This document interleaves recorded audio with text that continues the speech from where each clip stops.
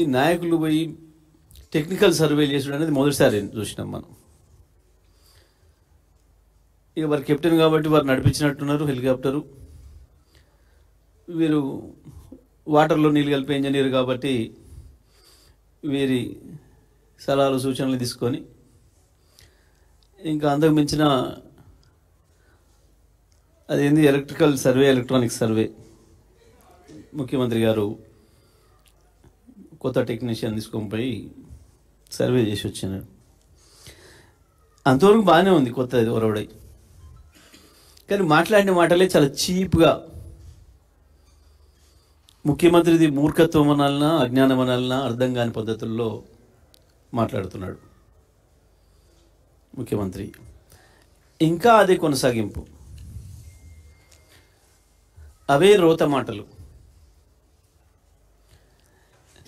ప్రతిపక్షంగా ఉన్నప్పుడు మాట్లాడితే మాట్లాడవచ్చు, నేను ఒకడు పట్టించుకోలే అయ్యాలా, నేను ఒకడు దేకలే. కర్మగాలి రాష్ట్రానికి ముఖ్యమంత్రి అయితే మనం ఎవడు అనుకోలేదు కాబట్టి నీ మాటలు ఎవడు పట్టించుకోలేదు. కానీ వాళ్ళు ముఖ్యమంత్రి వైనవన్న సోయి లేకుండా 2 ఏళ్ళు అయిపోతుంటే కూడా ఇంకా ఆ స్థాయి పరిపక్వత తెచ్చుకోకుండా అవే అజ్ఞానం మాటలు, అదే మూర్ఖత్వం, అది ఇంకా కొనసాగిస్తూ ఉన్నాడు ముఖ్యమంత్రి. ఒకటంటే ఒకటి జీవితంలో ఒకటి నిజమైన మాట్లాడడానికి అలవాటు పడతాడేమో, నేర్చుకుంటాడేమో, వాస్తవాలు మాట్లాడతాడేమో అనుకున్నాం. ఎస్ఎల్బిసి విషయంలో, కృష్ణానీళ్ళ విషయంలో తెలంగాణకి ఏమైనా నష్టం జరిగింది, ద్రోహం జరిగింది అని అంటే అది తెలుగుదేశం కాంగ్రెస్ పార్టీలతోనైన విషయం దేశానికి అంతా తెలుసు, తెలంగాణ ప్రజలకు తెలుసు, ప్రతి ఒక్కరికి కూడా. కాస్త టెక్నికల్ సబ్జెక్ట్ ఉన్న ఎవరికైనా తెలుసు. నల్గొండ జిల్లా నాశనం చేసింది, ఫ్లోరైడ్తో నడ్డి విరగొట్టింది ఇది కాంగ్రెస్ పార్టీ అని తెలుసు. కృష్ణ నీళ్ళు అట్లనే పోతూనే ఉన్నాయి, నల్గొండ నాశనమైందని తెలుసు. మహబూబ్ నగర్ ప్రపంచంలోనే అత్యంత ఎక్కువ నదీ జలాలు అందుబాటులో ఉండి, అత్యంత ఎక్కువ వ్యవసాయ యోగ్యమైన భూమిని కలిగి ఉండి, కేవలం ప్రభుత్వాల నిర్లక్ష్యం వల్ల అత్యంత ఎక్కువ మంది ఒక ప్రాంతం నుంచి వలసపోయిన జిల్లాగా తెలుగుదేశం కాంగ్రెస్ పార్టీలు అని కూడా అందరికీ తెలుసు. గత సమైక్యాంధ్ర పాలకులు ఒకరిని మించి ఒకడు నేను మహబూబ్నగర్ దత్తత తీసుకుంటున్నా అని చెప్పి అనేక కోతలు కోసినరు. దత్తత తీసుకున్న కొద్దీ ప్రతి సంవత్సరం ఇంకో 1,00,000 మంది ఎక్కువనే వలసపోయారు తప్ప వలసలు తిరిగి రాలే. ఇది మన కళ్ళ ముందున్న విషయాలు ఇవన్నీ కూడా. ఇక ముఖ్యమంత్రి అబద్ధాలకి అంతులేదు, పొంతన లేదు. ఆ నీళ్ళ శాఖ మంత్రికి ఏమాత్రం జ్ఞానం లేదు. ఎవరైనా ఏదైనా రాసిస్తే చదువుడు తప్ప ఆయనకు ఈత అంటే భయం, ఇరిగేషన్ సబ్జెక్ట్ అంటే భయం. రాసిచ్చింది చదవడం తప్ప ఇంకోటి అలవాటు చేసుకోవట్లేడు ఉత్తమ్ కుమార్ రెడ్డి గారు కూడా. 60 సంవత్సరాల పరిపాలన మీరు చేసి దానికి టీఆర్ఎస్ బాధ్యత, కేసీఆర్ బాధ్యత, హరీష్ రావు బాధ్యత. సిగ్గుండాలి కదా మాట్లాడడానికి కొంచెమైనా. అబద్ధాలకు కూడా ఒక హద్దు ఉండాలి కదా. ఎక్కడ చూపించగలుగుతారు టీఆర్ఎస్ బాధ్యత, బీఆర్ఎస్ బాధ్యత? నిన్న మాట్లాడిన మీ మొదటి అబద్ధం కేసీఆర్ హరీష్ రావులు కలిసి సంతకం పెట్టినరు 512 299 అని మాట్లాడింది. చెప్పు దెబ్బలకు సిద్ధమని నేను అడుగుతా ఉన్నా. మీ సమైక్య ఆంధ్రప్రదేశే ఆ జీవో ఇచ్చిపోయింది. ఆ విషయాన్ని మేం చెప్పలే, కేంద్రమే స్వయంగా అపెక్స్ కమిటీ సమావేశ సందర్భంగా మినిట్స్ను స్పష్టం చేసింది చాలా క్లియర్గా.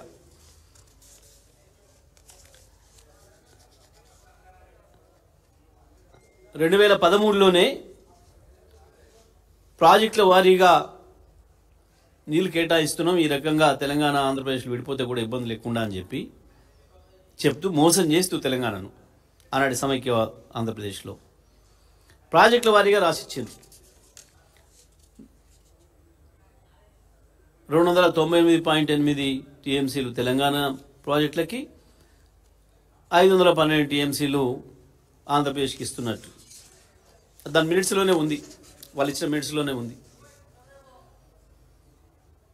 ఆ తర్వాత అనేక వేదికల మీద కేసీఆర్ గారు వ్యతిరేకిస్తూ మా వాటా 713 రావాలి, నిగర జలాలు మిగిలిన జలాలు మొత్తం కలిపి మా కృష్ణాలో 713 టీఎంసీలు రావాలి అని చెప్పి ప్రతి వేదికలో కొట్లాడి ట్రిబ్యునల్ వేయాలి మాకు ప్రత్యేకంగా. ఆనాడు కేవలం ఆంధ్రప్రదేశ్, మహారాష్ట్ర, కర్ణాటకలే ఉన్నాయి కాబట్టి మాకు నష్టం జరుగుతుంది, ఇవాళ మేము సొంత రాష్ట్రంగా అయినాం కాబట్టి మా వాటా మాకు రావాలి, దానికి కమిషన్ వేయాలి అని చెప్పి కొట్లాడి వేయించింది కేసీఆర్ గారు. ప్రతి వేదికలో మేము వ్యతిరేకించుకుంటూ వచ్చినాం. ఆ ఇచ్చిన 299 టీఎంసీలను వాడే మొక్కలు కాదు మీరు. దానికి కూడా కేఆర్ఎంబి గత సంవత్సరం లెటర్ రాసింది. ఈసారి 1010 టీఎంసీల నీళ్ళు వచ్చినాయి అందుబాటులోకి. ఆంధ్రప్రదేశ్ వాళ్ళ వాటా 630 టీఎంసీలు అయితే ఇంకా ఎక్కువ వాడుకుంది. ఇప్పటికీ 650 పైన వాడుకున్నారు ఆంధ్రప్రదేశ్. మీ తెలంగాణ ముఖాలకి 250 కూడా వాడలేదు, ఇంకా మీవే ఉన్నాయి, ఇంకా 66 టీఎంసీలు వాడుకోండి అని చెప్తే కూడా నాగార్జున సాగర్ ఎడమ కాలువ కింద పంట పొలాలు ఎండబెట్టిరు తప్ప నీళ్ళు మీ ముఖాలకి. గింత చేతగా దద్దమ్మలు మీరు కేసీఆర్ అన్యాయం చేసిన మాట్లాడతారు. ఎప్పుడు ప్రారంభమైన ప్రాజెక్టు? ఎవడున్నాడు? 1983లో 83లో మొదలుపెట్టి పులులు భయపడతాయనే వంకబెట్టి, నిజమే ప్రపంచంలో ఎక్కడ లేని టెక్నాలజీ, ఇంకా సిగ్గులేక ఇయ్యాల సంకలు గుద్దుకుంటున్నారు ప్రపంచంలో ఎక్కలేని టెక్నాలజీ తెచ్చినామని. అది ప్రపంచంలో ఎక్కలేని టెక్నాలజీ తెచ్చి పొక్కలు దూకింది, అయిపోయింది, రాకుండా బయటికి. చచ్చిపోయిన శివాలను తీసే ముఖాలు కూడా కావు, మీకు సిగ్గు లేకుండా ఇంకా మాట్లాడుతున్నారు. ఇక్కడ వాళ్ళు కారు కాబట్టి పాపం ఆ కార్మికులు, ఆ కుటుంబాలు మీడియాకు అందుబాటులో లేరు కాబట్టి బతికిపోతున్నారు. అసలు ఎట్లా నిద్రపడుతుంది? గంత ద్రోహం చేసి ఇవాళ ఏదైతే సర్వే చేసినామని చెప్పి గొప్ప చెప్పుకోవడానికి పోయినరో ఈ మునగాన్ టెక్నీషియన్లు, ఆ సర్వే చేసిన తర్వాత మాత్రమే తేవాల్సి ఉండే ఈ టెక్నాలజీ. వాస్తవానికి ఆ సర్వే జరిగిన తర్వాత మాత్రమే ఎక్కడి నుంచి వెళ్ళి పోవాలి సొరంగం అనేది నిర్ణయం చేయాల్సి ఉండే. ఏ సర్వే లేకుండా, ఏది లేకుండా కేవలం ఆనాడు కమిషన్లకు కక్కుర్తిపడి ప్రపంచంలో ఎవడు పట్టించుకొని టెక్నాలజీని తీసుకొచ్చి పెట్టి, నిజమే 1990 కోట్ల పూర్తి కావాల్సి ఉండే, ఎవడు చేయలే. 2004 మొదలు పెడితే 14 వరకు 10 ఏళ్లలో మీరు దొమ్మింది ఎంత? 22 కిలోమీటర్లు. ఎందుకు పూర్తి కాలేదు?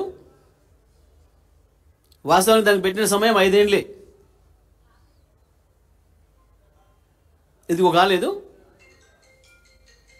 అందుకనే మీ చక్కదనాల టెక్నాలజీ వల్లనే కాలే.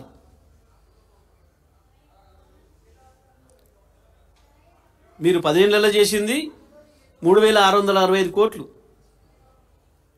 మా 10 ఏళ్ళలో, మా 9.5 ఏళ్లలో మేము చేసింది కూడా 3895 కోట్లు మేము చేసింది కూడా ఖర్చు. అసెంబ్లీలోనే మీ అందరిని పిలిచి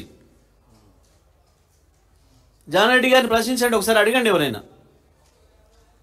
జానారెడ్డిని, ఇయాలటి వాటర్ నీళ్ళ మంత్రిని అందరిని కలుపుకొని పిలిచే సమావేశం పెట్టి, ఉత్తమ్ కుమార్ రెడ్డిని అందరి సమక్షంలోనే కాంట్రాక్టర్ వాడు దివాలు తీసిండు, వాడు చేసేటట్లేడు, వాడిని తీసి ఇంకొని పెట్టేటట్లేదు, అందులో ఇరికిచ్చిండ్రు, మెషిన్ ఎట్లా ఇరికిచ్చిండ్రు, కాంట్రాక్ట్ కూడా ఎట్లా ఇరికిచ్చిండ్రు, మీరు ఏం చేయాలో చెప్పండి అంటే మొబిలైజేషన్ అడ్వాన్స్ ఇవ్వండి అని చెప్పి మీరు మీ నోటితో చెప్తేనే ఇచ్చినాం. కరెంటు ఖర్చు అవుతుంది, సిగ్గు లేదు మాట్లాడడానికి, పెట్టింది మీరే కదా. అది పెట్టింది ఎవడు? ఉత్త కరెంటు నీళ్లు బయట పోయించడానికి 500 కోట్ల కరెంట్ అయింది. అంత గొప్ప టెక్నాలజీని తెచ్చిండ్రు. దానికి ఒక చక్రం వీలు పోతే అమెరికా నుంచి రావాలి 6 నెలలు. ఈయన వాటర్ నీళ్ళు కలుపుకొని అమెరికాలో పోయి చూసి వచ్చిండు. దాన్ని ఏమైంది? ఎందుకు రాలే ఇప్పటివరకు? ఎందుకు పని జరుగుతలేదు అటువైపు నుంచి? ఇటు కూలిపోయింది, అటువైపు నుంచి ఎందుకు జరుగుతలేదు? ఎవరిని మోసం చేస్తారు? ఎవరి దగా చేస్తారు? పోతే పోయొచ్చారు, షోకు తిరగబోద్దు అవుతుంది, తిరిగినరు. ఆ సిగ్గుమల్లే మాటలు ఎందుకు? ముఖ్యమంత్రి సోయి లేకుండా గంతెందుకు ఇవ్వాలా? ఇవాళ మీరు అందరూ దయచేసి ఒక్కసారి పోయి చూసిరండి. మీకు అక్కడ ఉండే మీ రిపోర్టర్లు అందరూ ఉన్నారు. ఇవాళటికి కూడా మా ఉదయ సముద్రంలో నీళ్ళు లేవు, నల్లగొండలో. ఇవాళటికి కూడా ఎన్ని 100 టీఎంసీలు పోయినాయి ఇప్పటికి సముద్రానికి. మురుగాన్ మంత్రులు 2 జిల్లాలో నవ్వుకుంటున్నారు ప్రజలు. ఇప్పుడు చరిత్రలో మనం చూడంగా ఇన్ని నీళ్ళు ఎప్పుడు పోలే సాగర్ నుంచి. ఇన్ని రోజులు గేట్లు ఎత్తిన సందర్భం లేదు ఎప్పుడు కూడా మనకు తెలిసిన చరిత్రలో. నీళ్ళు పోతూనే ఉన్నాయి, సముద్రం పాలు అయితేనే ఉన్నాయి. ఈ మురగాన్లు పోటీపడి పోయి పూజలు చేసి లేపారు సముద్రాన్ని నీళ్ళు వదలడానికి. కానీ ఎస్ఎల్బీసీకి నీళ్ళు తేలే, ఏఎంఆర్పీకి నీళ్ళు తేలే. ఇప్పటివరకు కూడా ఉదయ సముద్రం సగం ఎండిపోయే ఉంది. ఏడిది కారణం అంటే ఒక మోటార్ కాలిపోయిందట. సిగ్గనిపించాలి కదా. మోటార్ కాలిపోతే ఒక్క పూటలు వస్తుంది, నీళ్ళు పోతే మళ్ళీ రావు కదా. ఒకటి పోతే ఇంకో కొత్త మోటార్ తెచ్చిపెట్టు.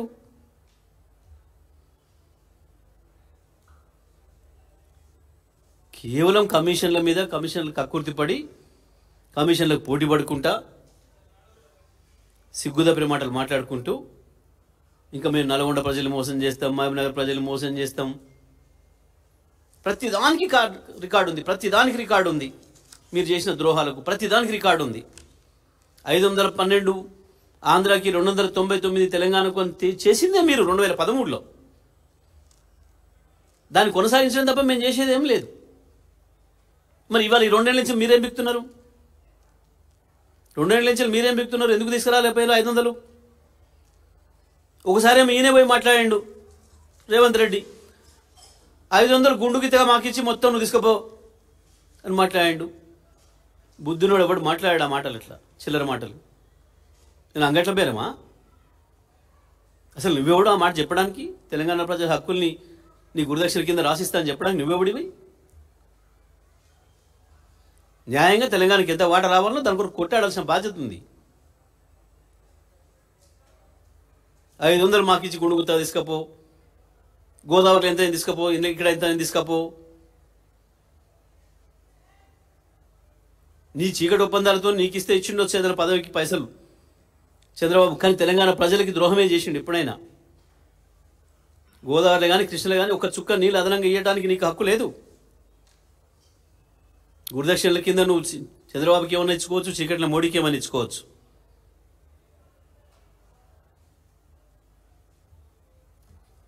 చేతగాక తెలివని పనిలోకి వచ్చి శక్తికి మించిన పదవిని తీసుకొని ఓ దద్దమ్మల్లాగా పాడిందే పాడరా అని గదే పనికి మాలిన మాటలు, గవే బూతులు మాట్లాడుతున్నారు. ఇంకా 2 ఏళ్ళు టైం పాస్ చేస్తున్నారు. ఒక్క పని 2 ఏళ్ళు కావస్తుంది, ఒక పని చూపించు. 1 ఎకరాకు నీళ్ళు ఇచ్చింది చూపించు. ఇంకా సిగ్గుండాల కొంచెమన్నా. భీమా, నెట్టెంపాడు, కోయిల్ సాగర్, కల్వకుర్తి ఎత్తిపోతల గురించి మాట్లాడతావా? 60 ఏళ్ళు కదా నీ గురువు చంద్రబాబు, నీ కొత్త గురువులు కాంగ్రెస్ నాయకులు పండబెట్టింది. కేసీఆర్ వచ్చిన తర్వాత కదా అవన్నీ పూర్తి చేసి 10 లక్షల ఎకరాలకు నీళ్ళు ఇచ్చింది.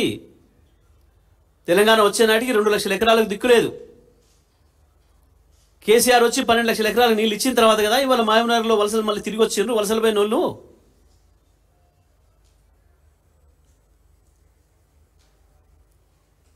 కేసీఆర్ వచ్చి ఆ నీళ్ళు తెచ్చి ఇచ్చినాక కదా నల్గొండ నుంచి ఫ్లోరిన్ పారదోలింది.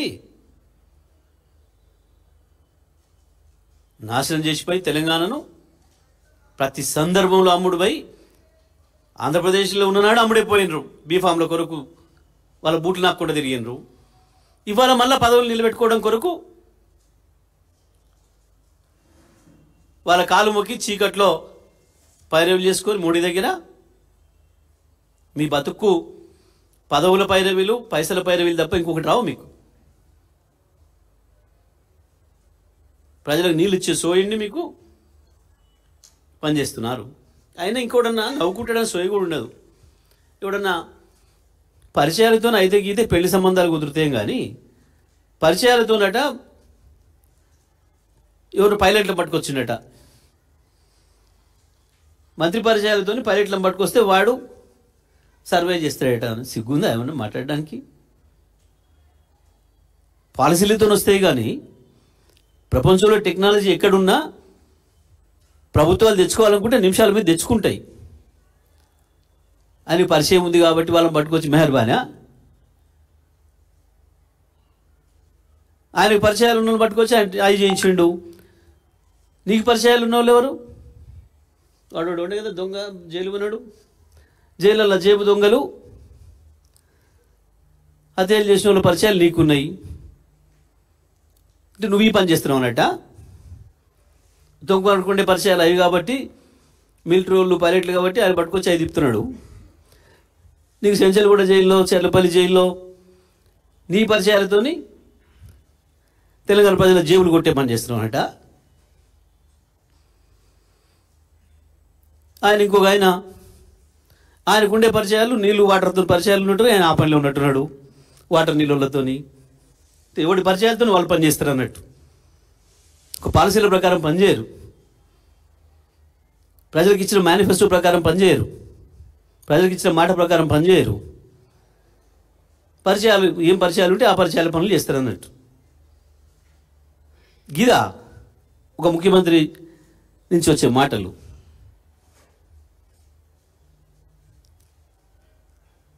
ఇటు ఉత్తమ్ కుమార్ రెడ్డి పైలట్ అయి ఉండకపోతే ఆయన మిలిటరీలో పరిచయాలు ఉండకపోతే మీరు వాళ్ళు ఈ సర్వే చేసేవాళ్ళు గారు. మరి ఆ శవాలు తీసుకోవడం కూడా ఉన్న పరిచయం చేసుకోకపోయారు. అట్లన్నా వాడు తెచ్చి తీస్తుండే కదా. వాడు కూడా లేడా పరిచయం? ఏమైనా గోళాల్లో దూరి దొంగతనాలు చేసాడు వెనకటి అలీబాబా దొంగల్లాగా పరిచయాలు ఏమైనా పెంచుకుంటే వాళ్ళు కూడా వద్దురుగా తెస్తానికి.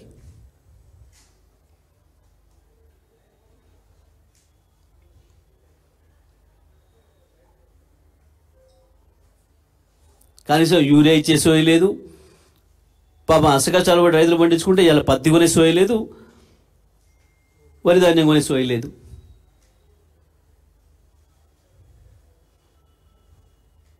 పోలీసులను పెట్టి నడుపుతాం అనుకుంటున్నావు. అవుతుంది పనిగా మొదలవుతుంది రైతుల్లో తిరుగుబాటు. ఇక మీరు ఆపలేని స్థితికి వస్తుంది. మీ నిర్లక్ష్యం ఇట్నే ఉంటే మీరు కేవలం కమిషన్లు పంచుకునే దందల్ని మీరు ఉంటే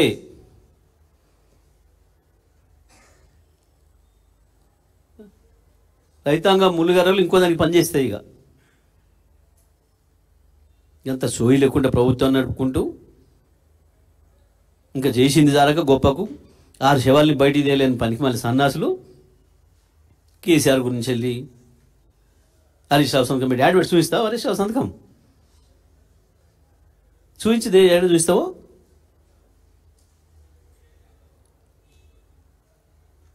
ఇప్పటికైనా బుద్ధి తెచ్చుకొని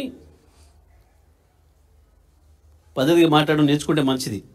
ముఖ్యమంత్రి కానీ మంత్రులు కానీ బంద్ చేయండి ఇక మీ మూర్ఖపు మాటలు, మీ అబద్ధాలు ప్రచారాలు. చేయొస్తే పని చేయండి, లేదంటే తప్పైందని చెంపలేసుకొని ఒప్పుకోండి ప్రజల ముందట. మాకు చేతగాని పని ఒప్పుకున్నాం, మాకు చేయొస్తే లేదు, ఒప్పుకోండి కనీసం. దానికి ముఖ్యమంత్రి మంత్రులు పోవాలన్నా? ఆయన హెలికాప్టర్కి మరి హెలికాప్టర్ వేసుకొని పోయినట్టు నవ్వుకుంటారు ప్రజలు. ఈ హెలికాప్టర్ల షోకి ఏందో ఇదేందో. కేవలం 2 మంత్రులకి ఏముందనుకుంటే ఈయన కూడా పట్టింది అది. అక్కడని కాడికి పోతే తప్పులేదు. నేను అంత పెద్ద ఘోరమైన బస్సు యాక్సిడెంట్ అయింది, పోవాల్సి ఉంటుంది గాడికి. ముఖ్యమంత్రి కాబట్టి నీ బాధ్యత. కనీసం ట్రాన్స్పోర్ట్ మంత్రి కూడా వినట్లేడు. పోయిందా?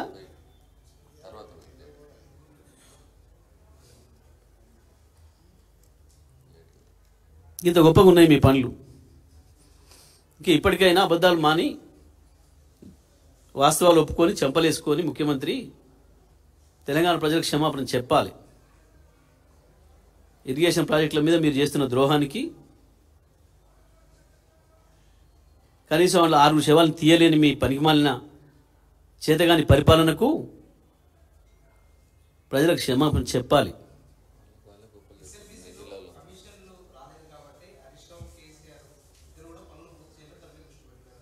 ఇప్పుడు వీళ్ళు కమిషన్ల కొరికే పోతురా? ఇప్పుడు వీళ్ళు కమిషన్లు వస్తేనే పని మొదలు పెడుతున్నారనట. అయాల్ ఎస్ఎల్బీసీ మొదలు పెట్టినాడు కూడా కమిషన్ల కొరికే మొదలు పెట్టిందనట. వాళ్ళకు కూడా వర్తిస్తాయి కదా. ఏ పని చేసినా దాని కొరికే అంటే అది వర్తిస్తుంది కదా.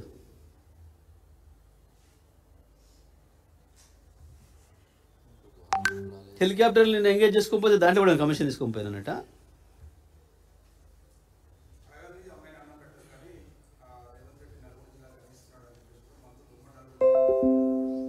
ఏంటి వాటరా నీళ్ళు ఏమిచ్చిండు?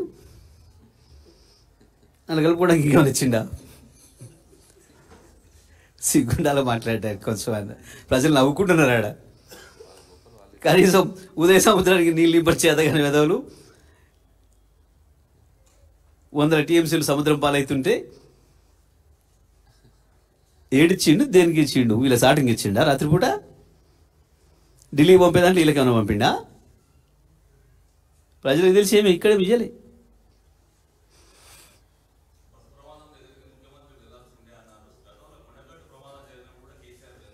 నేను కేసీఆర్ హెలికాప్టర్లు వేసుకున్నట్టు పోలే, సర్వే లిస్టులు వెనకమ్మడి పోలే. కేసీఆర్ వీళ్ళలాగా టైంపాస్కి తిరగలే. ప్రతి క్షణాన్ని తెలంగాణ అభివృద్ధి కొరకు ఉపయోగించిండు, ప్రతి నిమిషాన్ని, ప్రతి క్షణాన్ని. కాబట్టి గంత అద్భుతమైన పంట పండించిండు. ప్రపంచం భారతదేశంలో నెంబర్ 1 చేసిండు తెలంగాణను. చివరిలో ఉన్నదాన్ని తీసుకొచ్చి నెంబర్ 1 చేసిండు అన్ని రంగాలలో. కానీ ప్రాజెక్టులు పూర్తి చేసిండు. 1 కోటి ఎకరాల నుంచి 2.5 కోట్ల తీసుకొచ్చిండు వ్యవసాయం భూమిని.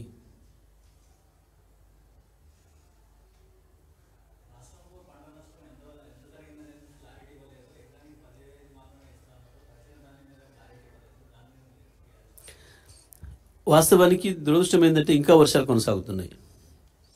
ఇప్పుడు నేను నల్గొండ నుంచి వస్తుంటే కూడా మళ్ళీ భారీ వర్షం ఉంది. ఆడు చూస్తేనే బాధ కలుగుతుంది రైతుల్ని. ఎక్కడికి వెళ్ళినా, ఏ కొనుగోలు కేంద్రంలో చూసినా మొలకెత్తని రాశి లేదు, ధాన్యం రాశి. ఒక్కొక్క రైతు 45 రోజుల నుంచి తీసుకొచ్చి పెట్టుకున్నాడు. 45, 40, నెల, 25, 20, 10, 15 రోజుల నుంచి పెట్టుకున్నామని చెప్పి చెప్తున్నారు ఒకరొకరు.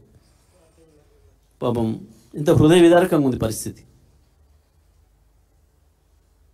మేమనటం కాదు, యాజ్ మీడియాగా మీరు మీ వాళ్ళని వెళ్ళమనండి ఎక్కడికక్కడ జిల్లాల్లో.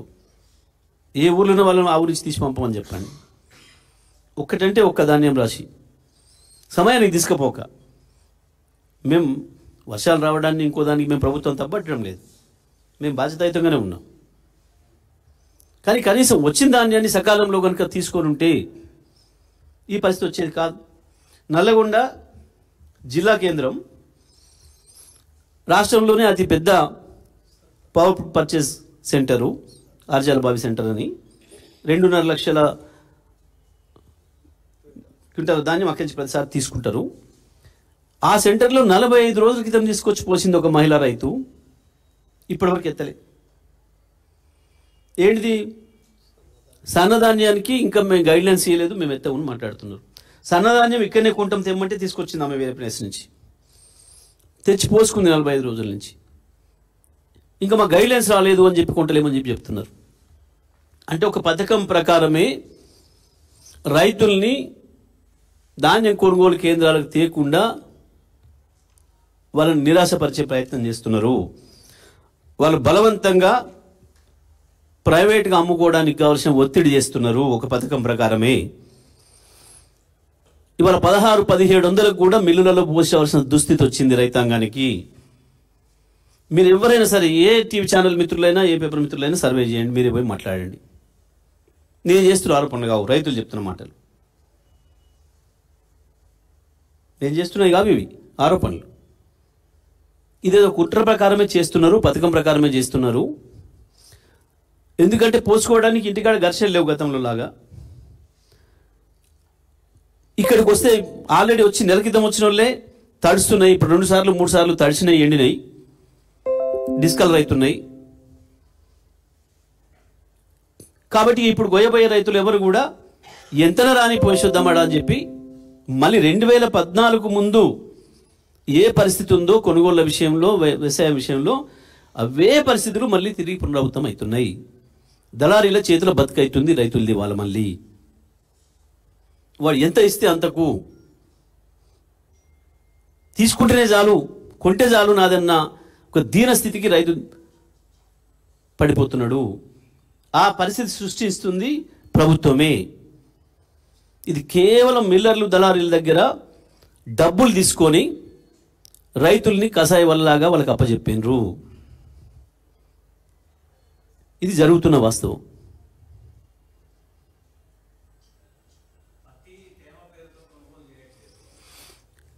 పత్తిది అదే పరిస్థితి, వరి ధాన్యంది అదే పరిస్థితి.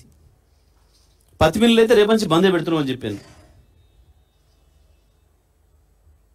ఒక దిక్కు కళాశాలలు బంధు, ప్రైవేట్ కళాశాలలు బంధు. వాళ్ళ జీవితాలు ఎందుకు అర్థం కావట్లేదు. పిల్లలకి పరీక్షలు, ఒక దిక్కు పరీక్షలు ప్రారంభమవుతున్నాయి. ఇంకొక వైపు రైతుల పరిస్థితి ఇంత దీనంగా ఉంది. వీళ్ళు హెలికాప్టర్లలో చక్కర్లు కొట్టుకుంటా గాలి మాటలు మాట్లాడుతున్నారు.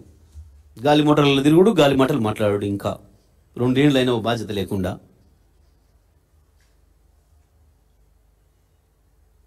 ఎవడికి పట్టింపు లేదు. మిల్లర్ల మించి మాట్లాడిన లేడు. ఎందుకు ధాన్యం కొనుగోలు కేంద్రాల్లో ధాన్యం ఎందుకు లిఫ్ట్ కావట్లేదో అడిగిన మంత్రి లేడు. ఇప్పటి వరకు ఏ జిల్లాలో ఒక్కడు రివ్యూ చేసిన వాడు లేడు. కాలేజీ యజమాని పిలిచి మాట్లాడిన వాడు లేడు. గాలికి నడుస్తుంది రాష్ట్రం. ముఖ్యమంత్రి ఢిల్లీలో, మిగతా మంత్రులు జల్సాల్లో.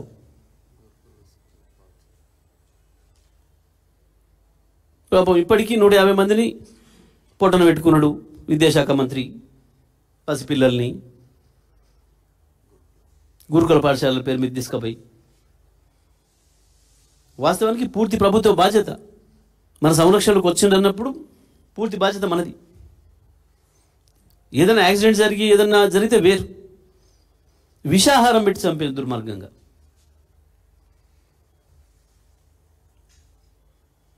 ఇంత నీచమైన ఆలోచనలు ఉండే ప్రభుత్వాన్ని ఎప్పుడు చూడలేము.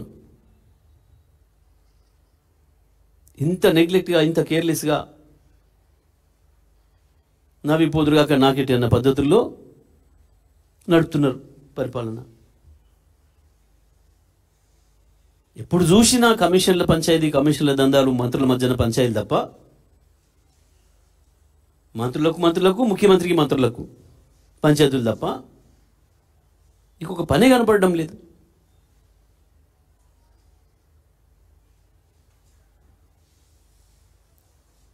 చేస్తున్నది ఏదైనా ఒక డిపార్ట్మెంట్ పని అని అంటే కేవలం ఒకే ఒక్క పోలీస్ డిపార్ట్మెంటు, అది కూడా పూర్తి నిబంధనలకు వ్యతిరేకంగా, చట్టాలకు అతీతంగా, చట్టాలు లెక్క పెట్టకుండా, చట్టాలను చేతిలోకి తీసుకొని ఇట్లాంటి ఏమైనా ప్రశ్నిస్తే సోషల్ మీడియాలో కేసులు, సోషల్ మీడియా యాక్టివిస్టుల మీద కేసులు, లేదా ప్రతిపక్ష పార్టీ కార్యకర్తల పైన కేసులు. ఒక్క దాంట్లోనే అభివృద్ధి ఉంది మొత్తం తెలంగాణ రాష్ట్రంలో ఈ 2 ఏళ్ల నుంచి. నేను చెప్పలేదు, పోలీస్ కమిషనర్లే ప్రకటించారు. ఏం అభివృద్ధి జరిగింది కాంగ్రెస్ ప్రభుత్వం వచ్చిన తర్వాత ఈ రాష్ట్రంలో అంటే 50% క్రైమ్ అభివృద్ధి చెందింది. కేసులు, క్రైమ్ పెరిగింది, కేసులు పెరిగినాయి, ఫాల్స్ కేసులు పెరిగినాయి.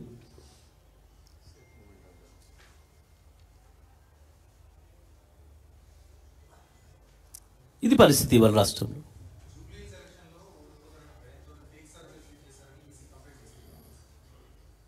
చేసుకొని వాళ్ళు కూడా చేసారు కదా నిన్నటి సర్వే అని మేము పెట్టుకుంటారు. మాకేం సంబంధం? సర్వే చేసిందోడో పెట్టేటోడోడో, సర్వే మేమేం చేయలే. మస్తుగున్నాయి సర్వేలు చేసే సంస్థలు, చాలా చేస్తున్నాయి. దానికి మాకేం సంబంధం లేదు కదా. వాళ్ళే చేసినా మేము అనుకుంటున్నాం. వచ్చింది కూడా వాళ్ళకి సంబంధించిన టీవీ, మంత్రి టీవీలోనే వచ్చింది. మాకేమరిక ఆ టీవీ మీద కేసు పెట్టి లోపడేస్తామా? ఎవడొద్దన్నాడు? మేమేం అడిగినామా? మేము పెట్టలే, మేము అడగలే, మేము చేయలే. మాకు సంబంధం లేదు ముచ్చటది.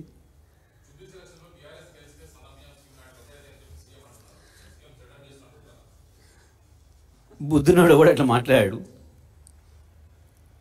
అవే అంటున్నా. అందుకే అంటున్నా, వాటిని మూర్ఖత్వమా అజ్ఞానమా, దానికి పరాకష్టంగా, దానికి కొత్త పదం ఏం లేదు. ఇప్పుడు వెతకాలి, ఇప్పుడు ఏమైనా ఉంటే ఈయన కొరకే వెతకాలి ఇంకో పదాన్ని. చేసి చూడ మనం ఒకటి పథకం రద్దు ఇలా ప్రకటించాను, ఇవాళ ఇది ఆపేస్తున్నాను ప్రకటించమని ఒకటి చూద్దాం. జూబ్లీహిల్స్ ఓడిపోయేది ఖాయం కాంగ్రెస్. తెల్లారే చూస్తాం ఎన్ని పథకాలు రద్దు చేస్తాడో.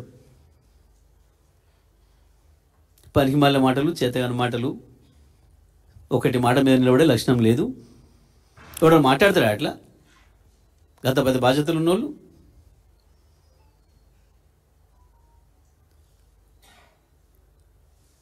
జ్ఞానం ఉండి మాట్లాడిన మాట, తెలివిడి మాట్లాడిన మాట అది. మూర్ఖత్వం, అహంకారానికి పరాకాష్ట. అధికారం ఉందనే అహంకారానికి పరాకాష్ట ఆ మాట.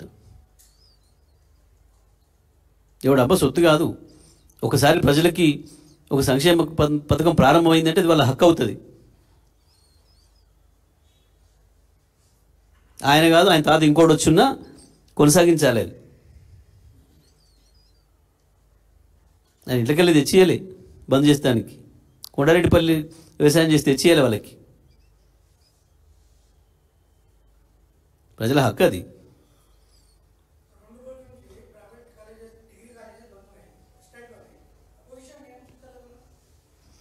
మేము అదే చెప్తున్నాం. పిలిచి మాట్లాడి వాళ్ళ సమస్యను పరిష్కరించాలి. పిల్లలకి చదువుకి ఇబ్బంది కాకుండా కళాశాలలు కొనసాగించాలి. కళాశాల యాజమాన్యాల సమస్యలను కూడా తీర్చాల్సిన బాధ్యత ప్రభుత్వం పైన ఉంది.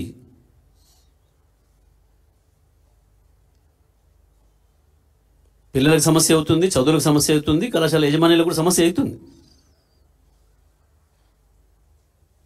నిజంగానే వాళ్ళు నడపలేని స్థితికి వస్తున్నారు.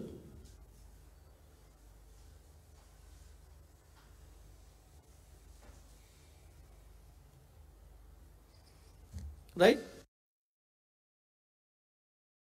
రాష్ట్రంలో అధికారంలో ఉన్న కాంగ్రెస్ పార్టీ జూబ్లీహిల్స్ ఎన్నికను రిఫరెండంగా తీసుకుంటారు కాబట్టి ప్రూవ్ చేసుకోవాలి, గెలవాలని వాళ్ళ ఉద్దేశం.